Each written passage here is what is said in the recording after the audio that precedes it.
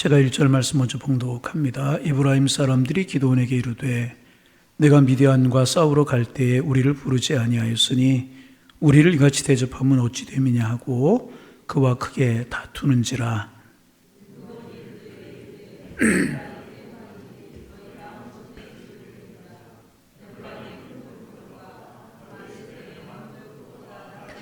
하나님이 미디안의 방백 오렙과 셉을 너희의 손에 넘겨주셨으니 내가 한 일이 어찌 능히 너희가 한 것에 비교되겠느냐 하니라. 기드온이 말을 하매 그때에 그들의 노여움이 풀리니라.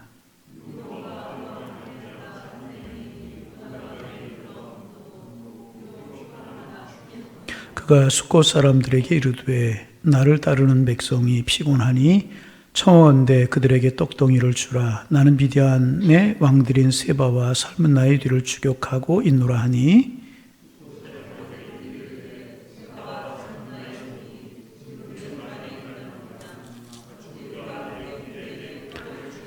기드온이 이르되 그러면 여호와께 세바와 살문나를 내 손에 넘겨주신 후에 내가 들가시와 찔레로 너희 살을 찢으리라 하고.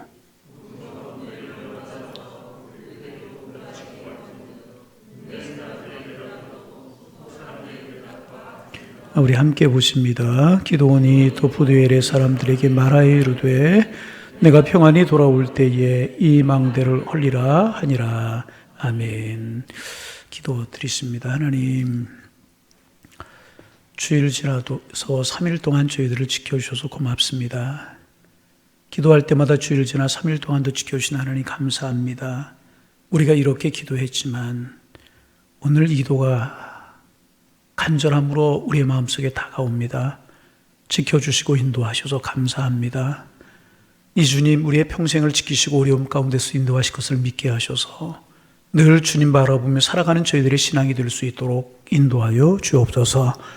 하나님, 어려움이 속히 물러가게 하시고 이 땅에 평안함을 주시고 다시 일상의 삶이 회복될 수 있도록 주님 인도하여 주셔서 교제하며 사랑하며 축복하며 예배하는 삶이 하나님 앞에 아름답게 이루어질 수 있도록 축복하여 주옵소서. 오늘도 우리가 삶에 있는 자리에서 예배하지만 있는 곳에서 하나님 만나주시고 우리에게 은혜를 허락하여 주옵소서. 사모하는 마음 가지고 정성과 뜻을 다하여 주님 앞에 예배하게 하시어서 주님 들으시고 축복하시는 복되고 아름다운 시간이 될 수 있도록 인도하여 주옵소서. 사사기를 통하여 특별히 기도원을 통하여서 하셨던 하나님의 섭리를 묵상합니다. 말씀이 은혜가 되게 하시고 깨달음이 있게 하시고 말씀 속에 우리가 변화되고 새로워지게 하셔서 하나님을 영화롭게 하며 주님 맡겨주신 사명 감당하며 하나님 앞에 기쁨이 될 수 있는 저희가 될 수 있도록 인도하여 주옵소서. 말씀 앞에 겸손하기를 원합니다. 말씀 앞에 겸허하기를 원합니다. 주님 말씀하옵소서. 주의 종이 듣겠나이다. 겸허한 마음들을 저희들에게 허락하여 주옵소서. 예수님의 이름으로 기도하옵나이다. 아멘. 할렐루야. 예.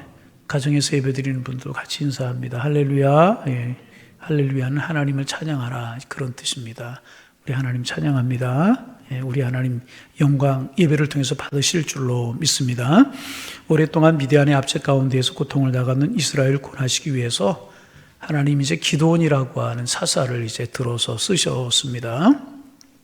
지난주에 우리가 묵상한 것처럼 기드온과 함께한 300명의 용사는 13만 5천 명의 연합군을 쳐서 부수었습니다. 이스라엘 백성들은 변변한 무기 하나 없었지만 하나님의 명령을 따라, 하나님의 말씀을 따라, 하나님의 뜻을 따라 횃불을 들고 나팔을 불고 소리를 질렀을 때에 자다 깨어난 그들이 혼란에 빠지게 되었고 혼란 중에 적들이 서로 자기들끼리 찔러 죽이는 그런 일이 벌어졌습니다. 그래서 그날 밤에 12만 5천 명이 죽었습니다. 연합군 12만 5천 명이 죽었고 1만 5천 명이 도망을 하게 이제 되었습니다. 기드온과 함께하는 300명의 용사가 그 1만 5천 명의 연합군의 패전병들을 추격하게 이제 됩니다. 그리고 추격하려고 할 때 한 사건이 이제 오늘 본문에 보면은 일어나고 이제 있습니다. 기드온의 300명의 용사만을 가지고 미디안을 쳐부수고 나무 무리를 추격하면서 기드온이 에브라임 사람들에게 부탁을 합니다. 우리가 적들을 이제 추격을 하는데 손이 모자라니, 군사들이 모자라니 우리 좀 도와달라고. 그렇게 에브라임 사람들에게 기드온이 요청을 이제 합니다. 이제 그래서 에브라임 사람들이 그것을 이제 좋게 받아들여서 적을 추격하는 일에 힘을 보태어 주었고, 그들이 이제 적의 장수 두 사람을 죽여서 그 목을 가지고 이제 왔습니다. 그들이 이제 공을 세우게 이제 된 것입니다. 그리고 그들이 기드온에게 와서 말을 합니다. 왜 우리를 처음부터 전쟁에 참여시키지 않았느냐고. 왜 우리를 저 연합군과 미디안과 동방의 군사들이 연합군과 전쟁을 할 때 우리에게 처음부터 전쟁에 참여시키지 않고 마지막이 돼서야 전쟁에 우리를 참여시켰느냐고. 그러면서 이들이 기드온에게 항의를 이제 하게 이제 됩니다. 그런데 이제 오늘 본문에 보면 그냥 항의한 것이 아니고 8장 1절에 보니까 크게 다투었다. 그렇게 이제 기록하고 있어요. 크게 다투었다. 이 크게 다투었다라고 하는 말은 점잖게 왜 우리를 전쟁에 참여시키지 않았느냐 이렇게 항의한 것이 아니고 멱살을 잡고 쉽게 말하면 칼을 빼기 일보 직전까지 갔다는 말이 원래 이제 크게 다투었다 그런 말이 원어의 이제 뜻입니다. 참으로 어처구니가 없는 경우가 아닐 수가 이제 없습니다. 전쟁에 참여하는 사람에게 위험하니까 또 하나님의 뜻이 아니니까 전쟁 참여하지 마십시오.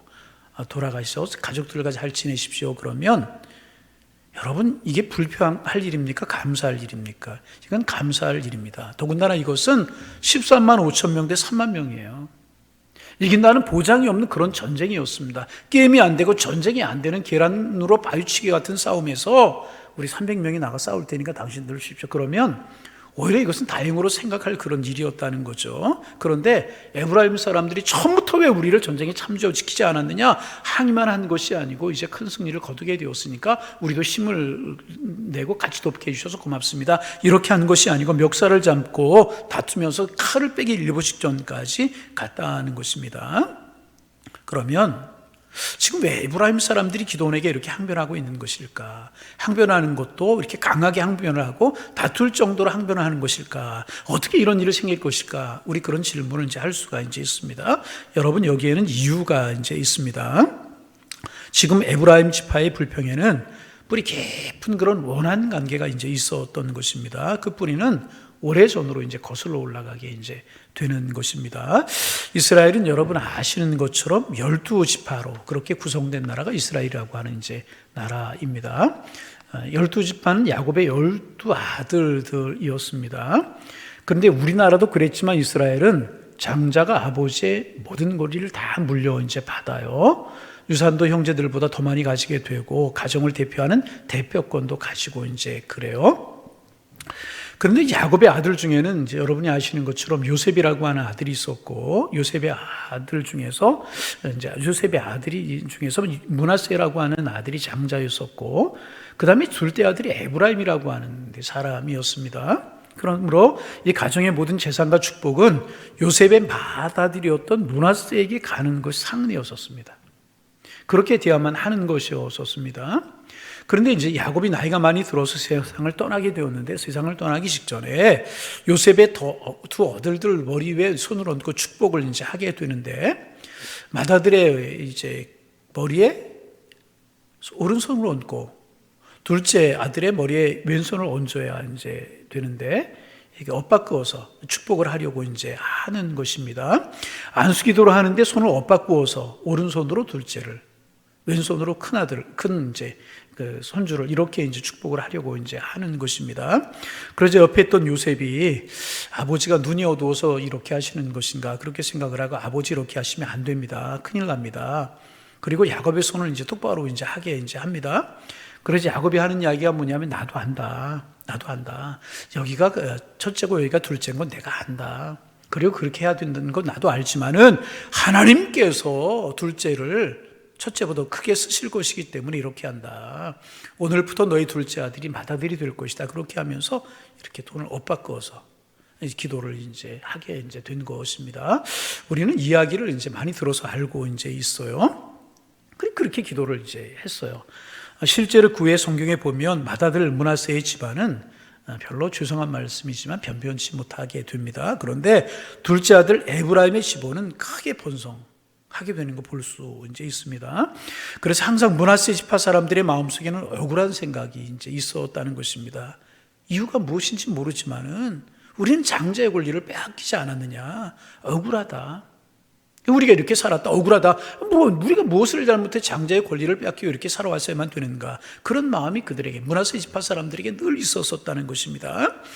그런가 하면 이제 다른 한편으로 에브라임 지파 사람들 마음속에는 이런 마음이 있었습니다. 하나님이 서열을 바꾸셔서 둘째 아들인 우리에게 맏아들의 축복을 주셨으니까 조심해야지. 언제 므낫세 지파 사람들이 이 문제 삼을지 모르니까 우리 조심해야지, 그런 생각을 늘 그들이 가지고 이제 있었다는 것입니다. 그런데 이제 가나안 정복 전쟁을 수행했던 여호수아라고 하는 여호수아 장군은 에브라임 지파였었어요. 둘째 아들이 속한 지파였었고, 이 기드온, 지금 나오는 이 기드온은 므낫세 지파, 기드온 장군은 므낫세 지파였었다는 것입니다. 바로 여기에서 문제가 생기기 시작을 이제 한 것입니다. 야곱의 축복을 받아서 이스라엘은 수백 년 동안 에브라임 지파가 더 잘 되고 번성했단 말이죠. 여호와의 장군, 여호수아 장군, 다시 말하면 이제 여호수아 장군, 에브라임 지파잖아요. 에브라임 지파였던 여호수아 장군에 의해서 가나안 복지를 점령하게 되었고, 정복 전쟁을 벌이는데 별 문제가 없었어요. 에브라임 지파니까, 야곱이 축복에 세운 사람이니까 별 문제가 이제 없었습니다. 그런데 여호수아가 죽고 세월이 지난 후에 새로운 장군으로, 새로운 영웅으로 등장한 사람이 누구냐 하면 기드온이었다는 거죠. 근데 기드온은 므낫세 지파였었어요. 그 동방과 아말렉과 미디안의 연합군을 물리친 이 기드온은 므낫세 지파 사람이었다는 것입니다. 그런데 그러자 에브라임 지파 사람들의 마음이 조금 불편했던 거예요. 이제까지 뭐예요? 자기들이 권한을 가지고 있었고 컸단 말이죠. 여호수아가 자기들 지파 사람이었다는 거죠. 그런데 지금 기드온이 나타나가지고, 므낫세 지파에 기드온이 나타나가지고 큰 일을 하게 되고, 영웅으로, 또 영웅이라고 말하면 좀 이상하지만 떠오르게 되었다는 것입니다. 그러니까 에브라임 지파 사람들의 마음이 불편하게 된 것입니다. 이러다가 므낫세 지파에게 모든 권한이 넘어가겠다, 이러다가 모든 권리와 권한을 므낫세 지파가 갖는 것이 아닌가. 이 미디안의 연합군까지 다 쳐부쉈으니, 그것도 300명의 군사를 가지고 13만 5천 명을 쳐부쉈으니 저 공이 얼마나 큰가. 우리 지파였던 여호수아 장군보다 더 칭송을 받는 것이 아닌가, 이런 염려가 에브라임 지파의 마음 사람들의 속에 덜커덕 들게 된 것이었다는 것입니다. 그래서 그 마음을 가지고 에브라임 지파 사람들이 나와서 기드온에게 항의를 하는데 지나치게 항의를 하는 거예요. 왜 처음부터 우리를 전쟁에 참여시키지 않았느냐? 우리가 전쟁에나 싸운다면 용맹하게 싸웠고 혁혁한 공을 세울 수 있었을 텐데 왜 우리를 전쟁에 참여시키지 않았느냐? 그것은 너희들만 공을 가로채려고 한 것이 아니냐? 너희들만 전쟁에 나서 공을 세우고 많은 사람들에게 인정을 받으려고 그런 것 아니냐? 지금 그러고 있는 것이라는 것입니다. 여러분, 이게 지금 말이 되는 이야기입니까? 에브라임 지파의 이야기가 말이 되는 이야기입니까? 말이 안 되는 이야기입니다. 지금 기드온이 300명과 함께 큰 승리를 거두고 자기들을 지켜주었잖아요.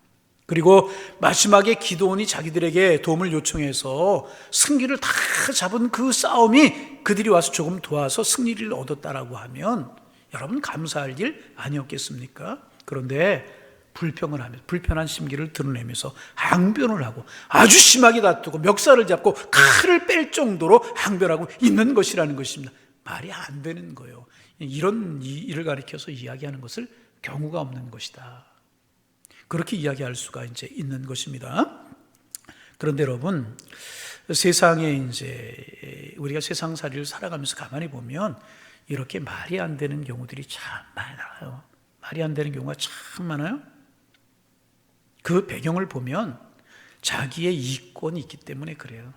자기의 입지를 굳히고 싶다는 거예요. 그런데 그럴듯하게 명분은 다르게 이야기를, 명분을 내놓고, 그렇지만 속에는 나름대로 계산이 있는 경우가 얼마나 많은지 모릅니다.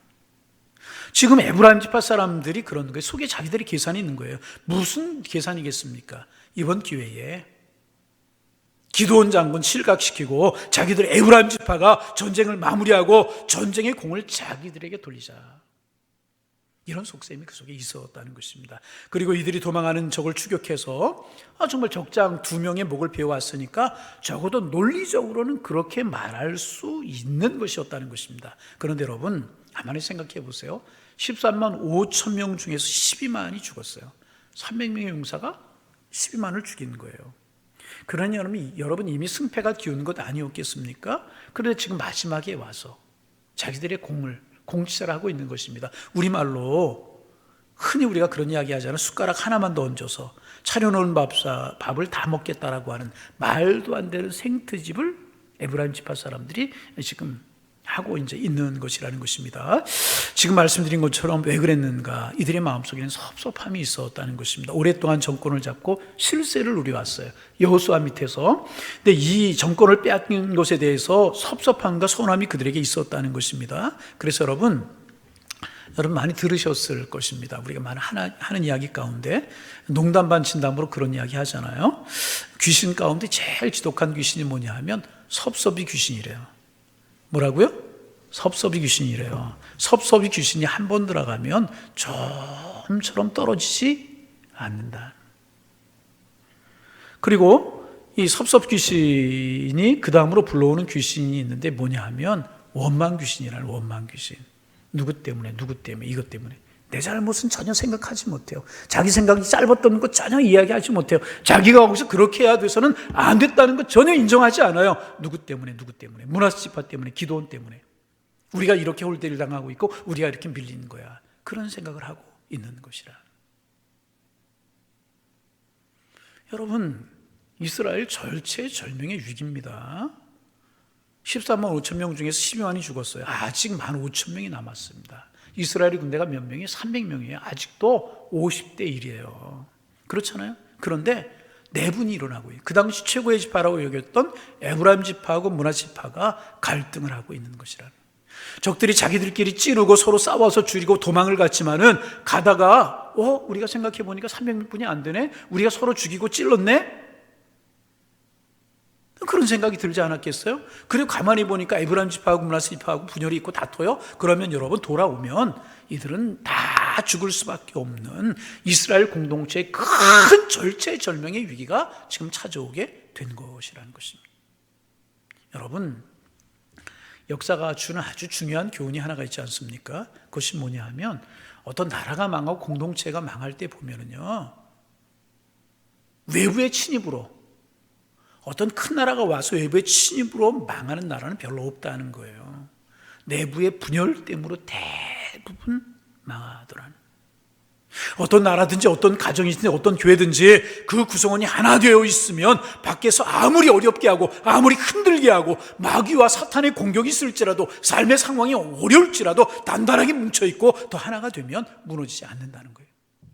그런데 외부의 공격이 없을지라도 그 안에 싸우면 망하게 되는 거예요. 우리나라 역사 한번 보아도 그렇잖아요. 조선이 어떻게 망했어요?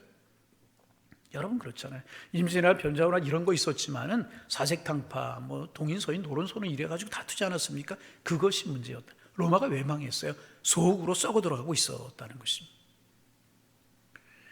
에브라임 지파와 므낫세 지파는 동족이지 않습니까? 그런데 이들은 지금 적을 앞에 놓고 다퉈도 그냥 다투는 것이 아니라 크게 다투고 있다니. 그래서 기드온이 한마디만 잘못하면은요, 큰 분열이 일어나고요, 싸움이 일어나고, 그래서 자칫 잘못하면 이스라엘 백성들이 큰 어려움에 처할 수밖에 없는 그런 상황에 지금 직면하게 된 것이라는 것입니다. 그런데 여러분, 우린 여기서요, 기도원의 빛나는 리더십을 우리가 이제 보게 이제 됩니다. 같이 한번 2절 말씀 같이 한번 소리 내어서 이제 가정에 계시는 분들 2절 말씀 읽어 보시겠습니다. 읽습니다. 기도원이 그들에게 이르되 내가 이제 행한 일이 너희에게 한 것에 비교되겠느냐? 에브라임의 끓물 포도가 아비에셀의 만물 포도보다 낫지 아니하냐? 참 이 말씀을 보면서 참 역시 기도원이구나. 처음에 참 그 의심도 많고 믿음도 없는 그런 사람이었지만은 역시 기도원이구나 그런 생각을 했어요. 이 말이 무슨 말이냐면 에브라임의 끝물 포도, 그러니까 에브라임이 거두는 제일 끝 포도. 이 끝 포도는 뭐예요? 별로 실속이 없어요. 실하지가 못한 거예요. 그렇지 않습니까? 그러니까 아비에셀은 뭐냐면 므낫세 지파를 말하는 거예요. 그러니까 므낫세 지파가 거둔 이제 무슨 이야기냐면 너희 에브라임 지파가 거둔 만물 포도가 우리 므낫세 지파가 거둔 천물 좋은 포도보다 낫다. 조금 더 이야기하면 너희 에브라임 지파의 제일 적은 사람이 우리 므낫세 지파의 제일 큰 사람보다 위대하다.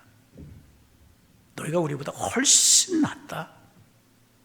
화가 났어요. 씩씩거려요. 큰 싸움이 벌어질 뻔한 거예요. 그런데 기도원이 뭐라고 그래? 그래. 우리 므낫세 지파보다 너희가 훨씬 더 훌륭해. 우리의 천물 포도가 너희의 만물보다 훨씬 못해. 너희가 우리보다 큰 사람이고 훌륭한 사람이야. 기도원이 그렇게 이야기를 하는 거예요. 그리고 기도원이 이어서 이야기를 이제 합니다. 여러분 그 3절 말씀 같이 한번 읽어보실까요? 같이 소리 내서 읽어봅니다. 하나님이 미디안의 방박 오렙과 세입을 너의 손에 넘겨주셨으니 내가 한 일이 어찌 능히 너희가 한 것에 비교가 되겠느냐. 하니라. 그 다음에 기도원이 이 말을 하매 그때 그들의 노여움이 풀리니라. 할렐루야. 예. 기도원의 단 두 마디 말로 이들의 화난 감정을 가라앉히고 있어요. 흉흉한 분위기를 잠재우고 있어요. 너희 지파의 제일 못난 끝물 포도가 우리 지파의 만물보다 훨씬 더 낫다. 너희가 두 장군의 목을 베어서 왔으니 우리가 죽인 사람들 아무것도 아니고 너희들이 진짜 대단하다. 너희들이 참 귀하다. 기도원이 이렇게 이야기를 하고. 다시 여러분 상황을 좀 정리해 볼까요? 서운하다고 막 씩씩거리며 달려왔어요. 뭐가 서운해? 12만 5천 명 우리가 죽일 때 너희들 뭐 했어? 그 어렵고 힘들 때 이름도 없고 죄송합니다 콧배기도 보이지 않더니 이제 와서 너희들 뭐 하는 이야기야? 기도원이 그렇게 하지 않아.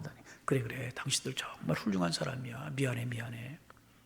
그때 같이 하지 못했어야 되는데 그렇지 못해서. 그런데 보니까 너희가 훨씬 더 훌륭한 일을 했고 우리가 한 일보다 당신들이 한 일이 훨씬 더 훌륭해. 너희들은 장수들의 목을 베우지 않느냐. 이렇게 기도원이 이야기를 한 것이라. 여러분 기억하시기를 바랍니다. 지혜로운 말이요 이렇게 소중한 것이라. 지혜로운 말이 이렇게 소중한 것이라. 여러분 지금 이들이 살기등등하여서 판을 뒤엎자고 달려온 것입니다. 조금만 대적을 하면 판이 깨어지고요 치고받고 칼질하다가 적군들이 돌아와서 다 죽게 되는요 절체절명의 위기 상황이었다는 거예요. 그런데 여러분 기도원이 아주 지혜로운 말로 이 사태를 싹 수습하고 있는 거예요. 뭐예요? 자신을 낮추고요 상대방을 인정해 주는 것이라.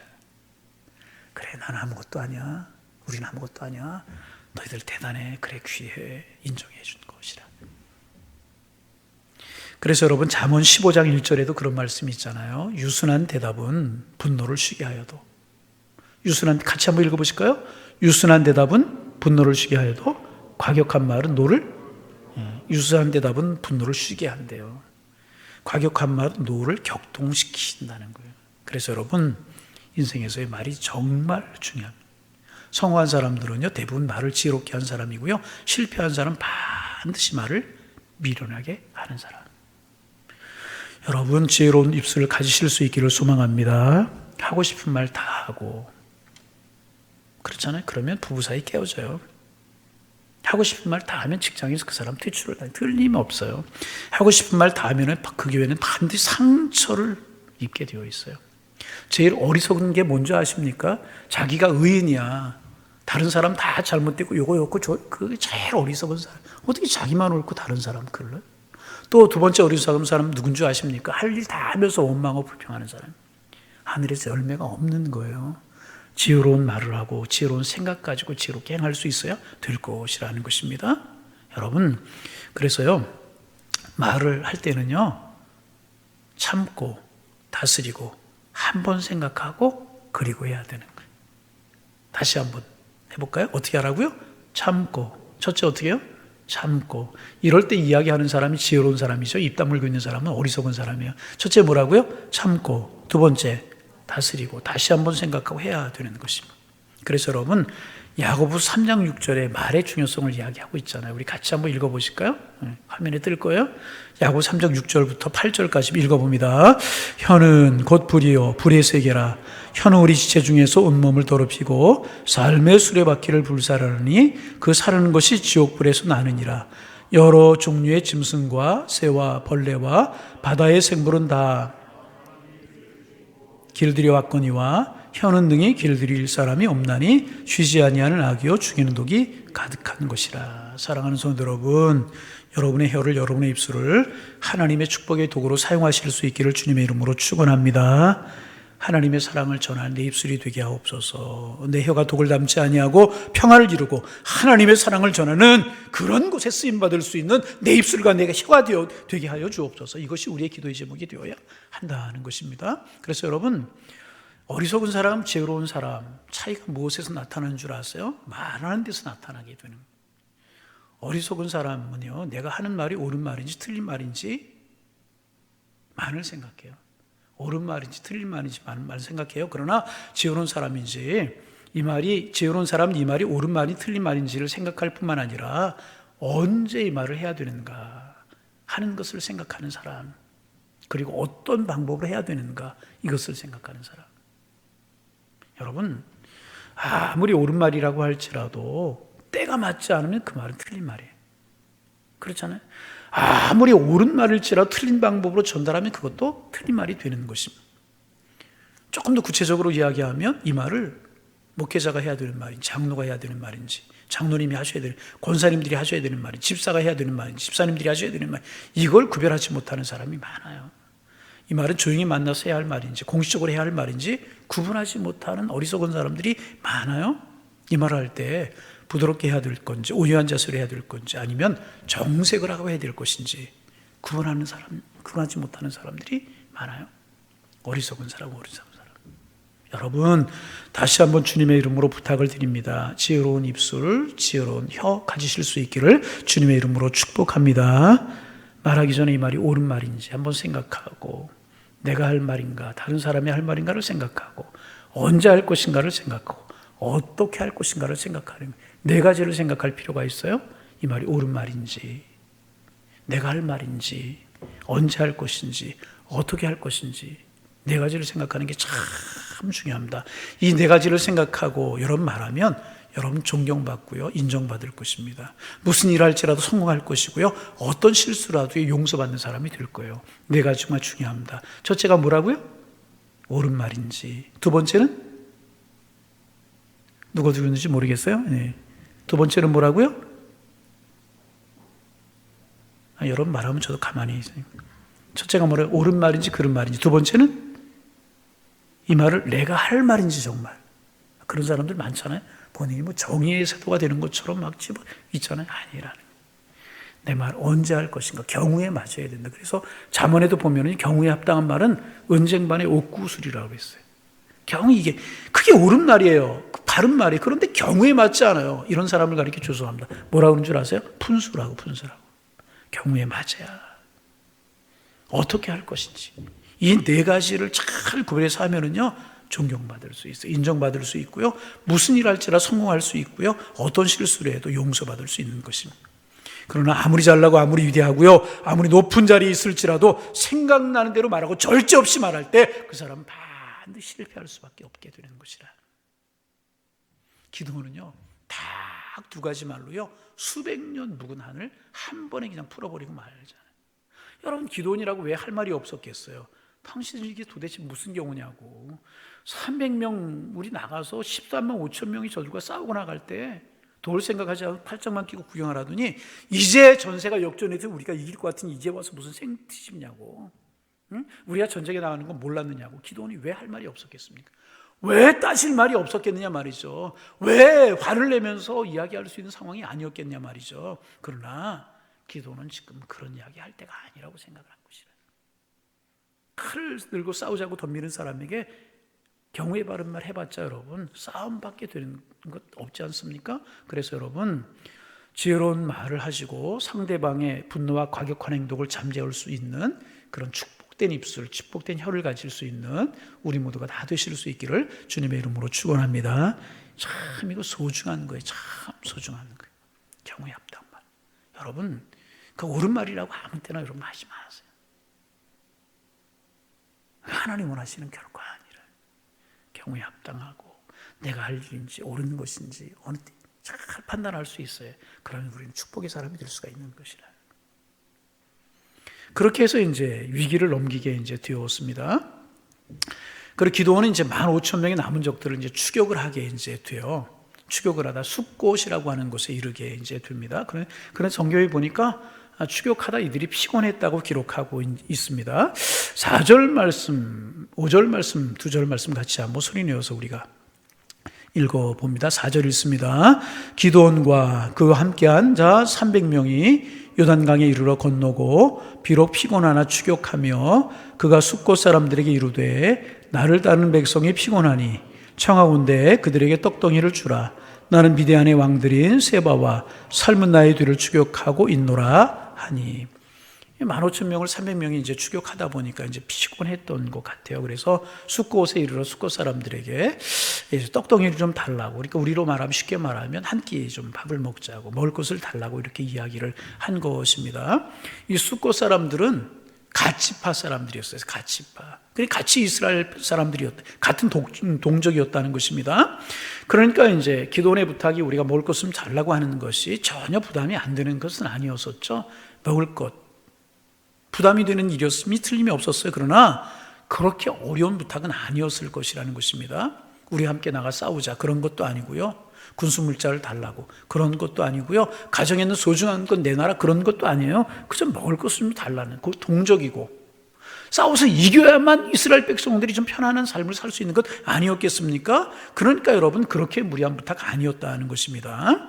그런데 숫곳 사람들이 어떻게 반응을 하느냐? 이렇게 반응을 합니다. 6절 말씀 같이 한번 손에 여서 읽어봅니다. 6절입니다. 숫곳 방백들이 이르되 세바와 살문나의 손이 지금 내 손 안에 있다는 거냐? 어찌 우리가 네 군대에 떡을 주겠느냐 하는지라. 여러분 이 말씀은 조금 설명이 필요한 그런 이제 말씀입니다. 숫곳의 방백들이 이르되 세바와 살문나의 손이 지금 네 손 안에 있다는 것이냐 이렇게 이야기를 해요. 이제 세바와 살문나는 적장들의 이제 그 이름입니다. 이것은 이제 관용적인 표현인데 무슨 표현이냐면 옛날에 전쟁에서 이기면 적장에 목을 가져왔잖아요. 우리가 드라마나 이제 이런 데 보면 적의 장수의 목을 베가지고 목을 들고 이제 오잖아요. 그래서 장대에 높이 달아가지고 우리가 전쟁에서 이겼다. 승리를 표현하고 이제 그랬잖아요.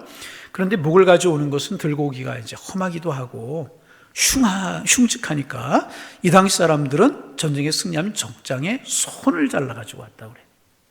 전쟁에서 승리하고 적장을 죽이고 나면 목을 잘라오는 대신에 적장에 손을 가지고 이제 잘라서 왔다는 것입니다. 그러니까 지금 세바와 살문나의 손이 지금 내 손 안에 있다는 것이냐, 이 말은 내가 미디안의 왕인 세바와 살문나를 죽였다는 것이냐, 그런 뜻이라는 것입니다. 그들의 손이 내게 없으니까 그들 지금 죽이지 못하고 전쟁에 승리하지 못한 것이 아니냐.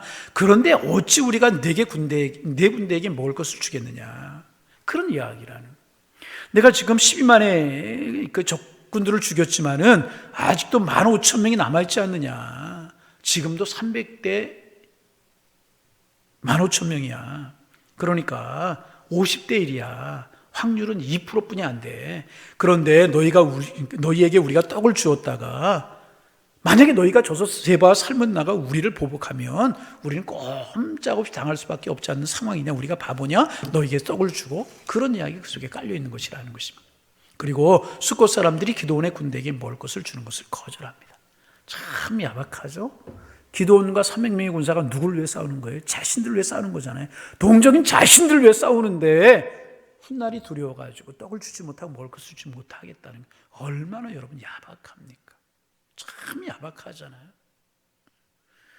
그러자 어쩔 수 없어서 8절에 보면 기드온이 이제 분우엘이라고 하는 곳으로 이제 올라갑니다. 8절 말씀 같이 한번 우리 손에서 읽습니다. 거기서 분우엘로 올라가서 그들에게도 그같이 구한즉 분우엘 사람들의 대답도 숫곳 사람들의 대답과 같은지라. 똑같은 거예요. 분우엘 사람들도 후환이 두려워서 우리가 먹을 것을 주지 못하겠다.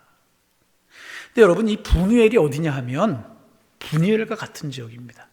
창세기에 보면 야곱이 이제 라반의 집에서 돌아오다가 야복 나루가에 천사와 밤새도록 씨름하지 않습니까? 그리고 이제 새벽녘에 이제 이스라엘이라고 하는 이름을 주고 천사가 가버려요. 그때 야곱이 하나님의 얼굴을 보았다. 그래서 그곳의 이름을 뭐라고? 하나님의 얼굴이다. 분이엘이다 그렇게 이름을 불러요. 그 분이엘이 바로 이제 분우엘로 불러지게 되는 것입니다. 왜냐하면 당시 히브리어는 모음이 없었기 때문에 분이엘이 분우엘로도 그렇게 발음이 될 수도 이제 있었던 것입니다. 그러니까 여러분 영적인 그런 아주 그냥 체험이 있고 하나님의 은혜가 임했던 그곳이었는데 그 사람들도 기도원이 먹을 것을 좀 달라고 요청을 하다 거절을 이제 하며 똑같이 세바와 삶은 나의 손이 네 손에 있느냐. 그러니까 쉽게 말하면 그런 이야기. 죽인 다음에 와. 그러면 내가 줄게. 그런 이야기가 그 속에 깔려 있었다는 것입니다. 여러분 이래서는 안 되는 거죠. 같은 동족일 때 자기들을 위해서 기도원이 싸워주는 것인데 이래서는 안 되는 거잖아요. 누구를 위해서? 자기들을 위해서 그런 헌신과 희생을 하는 것인데 지금 이렇게 냉정하게 거절하고 있다는 것입니다. 바른 생각을 이들이 가지고 있었다면 이렇게 이야기를 했어야 되는 거 아니었겠습니까? 기도원 장군님 면목이 없습니다. 전쟁을 시작할 때부터 우리가 함께 했어야 되는데 우리가 그렇지 못했습니다. 죄송합니다. 지금이라도요 떡이요 가져가십시오. 떡만 있는 것이 아니라 고기도 있고 물도 있습니다. 늦었지만 장군님께서 군사를 요청하시면 우리가 군사도 내드릴 의향이 있습니다. 이랬어야 옳은 것 아니었겠어요? 누구를 위해 싸우는 거예요? 자신들을 위해 싸우잖아요. 동족을 위해 싸우잖아요. 자기들을 지키기 위해서 기도원이 싸워주고 있는 것이지 않습니까? 그래야 되는 거 아니었겠습니까? 이렇게 하는 것이 상식이고요. 신앙에 의리가 있는 그런 사람들이 취할 자세였다는 것입니다. 그런데 여러분, 이들이 기회주의적으로 가만히 보니까 아직도 300명 대 15,000명. 우리가 기도원의 용사를 도와줬다가 이들이 우리를 공격해오면 꼼짝없이 왜 도와주었느냐고 우리가 그런 어려움을 당할 것이 아니겠느냐. 기회주의적으로 판단하고 있는 것이라는 것입니다. 참 어이없는 일이 아닐 수가 없다는 거죠. 기회주의적으로. 이럴 상황입니까? 지금 도왔어야죠. 여러분, 우리가 인생길을 걸어가면서 이런 사람들 종종 보게 되지 않습니까? 아니 많이 보게 되지 않습니까? 그에게 이제 베풀고 도와주고 그랬어요. 근데 제가 지금 망한 것도 아니고 조금 어려워져서 연락을 했더니 전화를 안 받아요. 집에 찾아갔더니 만나주지 이제 않아요? 그런 일들 경험해 보지 못했을지 모르지만 이야기는 우리가 들었잖아요. 그런 경우들이 있어요. 죄송합니다. 교회 다니는 사람들, 신앙 가진 사람들 중에 이런 사람이 있을까요? 없을까요? 가만히 한번 생각해 보세요. 있을까요? 없을까요? 없어야죠. 기회주의적인 사람들 없어야죠. 내가 이렇게 봐서 위기일 것 같으면 따라 그렇지. 그런 사람 없어야죠. 없어야죠. 정말 없어야죠. 그런데 죄송하지만 교회도 그런 사람들이 있다는 거예요. 그런 사람이 있다는 거예요.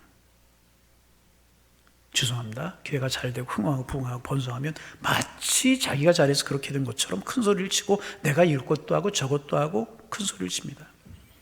교회가 어려워지고 조금 어려워지고 희생을 요구하고 내가 헌신할 때 되고 내 물질을 드릴 때가 되면 하늘만 쳐다보고 모른 척하는 사람들, 뒤로 물러나서 입 꽉 다무는 사람들, 죄송하지만 그런 사람들 있을까요? 없을까요?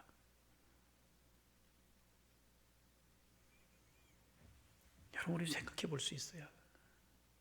신앙의 의리가 뭔가. 어려울 때 나서주고 도와주고 헌신하고 내 것 드릴 줄 알고 물질 나눌 줄 알고 드릴 줄 알고 하나님 위해서 헌신할 줄 알고 이게 진정한 신앙의 의리가 아니겠습니까? 숫곳 사람들, 분우엘 사람들 그렇지 못했다는 거예요. 신앙의 의리가 없는 사람. 여러분 그래서 이 기도원 이야기가 어떻게 되었습니까? 그 뒤에 보면 기도원이 쫓아가서 11절에 보면은요 적군이 안심하고 있던 중에 기도원이 이제 그들을 이제 다 진멸해요. 11절 말씀 같이 한번 우리가 오늘 본문 읽지 않았지만 11절 읽어볼까요? 적군이 안심하고 있는 중에 기도원이 노바와 욕부하 동쪽 장막에 거주하는 자의 길로 올라가서 그 적진을 친히 그랬어요. 12절까지 읽어봅니다. 세바와 살문나가 도망하는지라 기도원이 그들의 뒤를 추격하여 미디안의 두 왕 세바와 살문나를 사로잡고 그 온 진영을 격파하니라. 할렐루야. 하나님께서 기도원과 기도원의 군사들에게 이스라엘 백성들에게 완전한 승리를 주셨다는 것입니다. 하나님이 하신 싸움. 여러분 숫곳 사람들, 분우엘 사람들 이런 모습 우리가 되지 말고 조금 출혈이 있고 조금 소리나는 거 있을지라도 신앙의 의리를 가질 수 있는 하나님의 사람들 되기를 소망합니다. 우리 하나님이 그렇게 돼야 돼요. 아까울 수 있고 힘들 수 있죠. 그러나 궁극적인 무엇이 축복인지를 우리 생각할 수 있어야 될 것이라.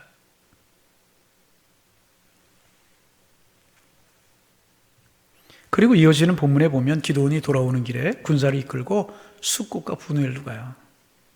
그래 거기 기드온의 군사들에게 먹을 것을 달라고 했을 도와주지 말자는 일을 주도한 장로들 77명을 잡아서 그 자리에 죽입니다. 그래 나머지 사람들에게는 성읍을 헐고 가시나무로 그들을 심하게 징벌해요. 참 가슴 아픈 일이에요. 마음 아픈 일입니다. 동족이잖아요. 이런 일이 벌어져 버려. 신앙의 의리를 지키지 못한 그들 이렇게 어려움을 당하고 이제 말아요. 여러분 오늘 우리가 너무나 얕게 살려고 할 때가 참 많이 있어요. 그래서 부활하신 주님의 영광에 동참하려고 하지만 부활의 주님 그 영광에 동참하려고 하지만 예수님의 십자가의 고난에는 동참하지 않으려고 할 때가 있어요.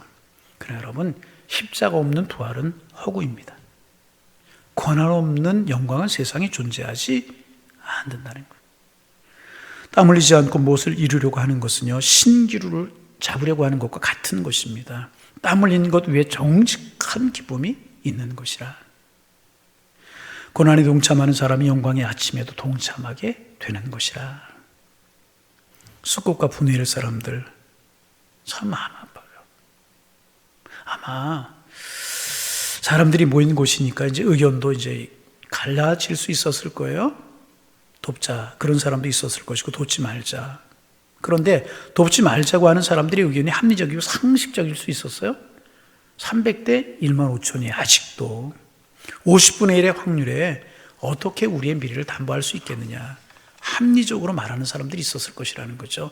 미디안의 연합군이 아직도 15,000명이 남아있고 여기는 300명밖에 없는데 확률을 따지면 2% 확률인데 어떻게 우리가 모험을 하겠느냐.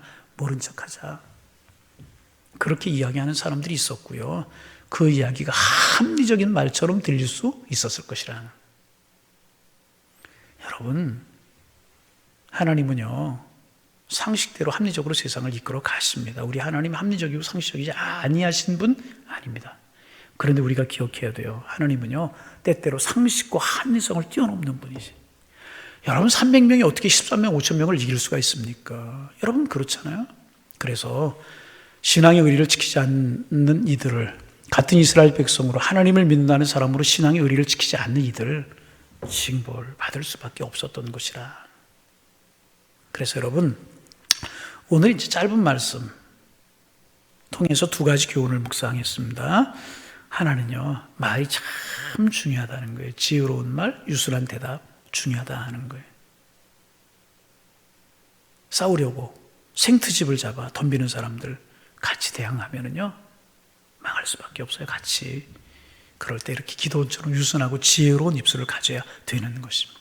시간이 지나고 나면 그 사람이 부끄러워할 깨닫게 될 것입니다. 아, 그 속에 하나님의 섭리가 있었구나 깨닫게 될 것이라.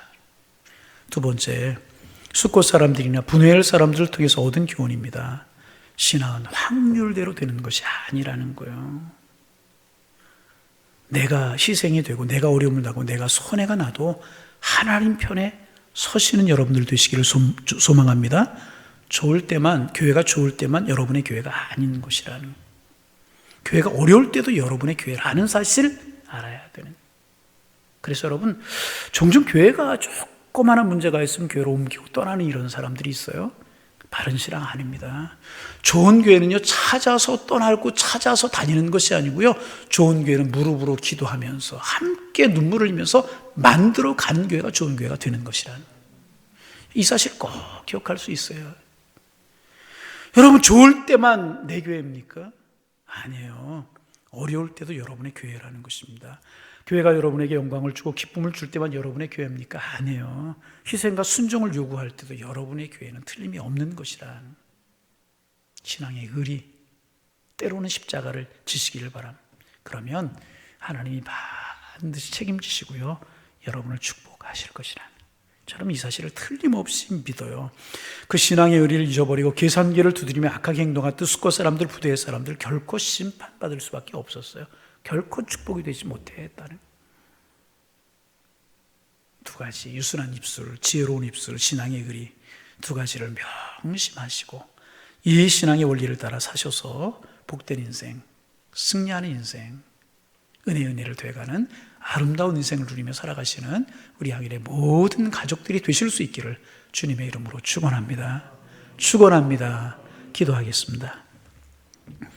하나님, 기도원의 지혜를 배웁니다. 우리도 유순한 입술, 지혜로운 말을 가지게 하셔서 축복된 삶을 살아가며 성공적인 인생을 살아가는 하나님의 사람들 되게 하여 주옵소서.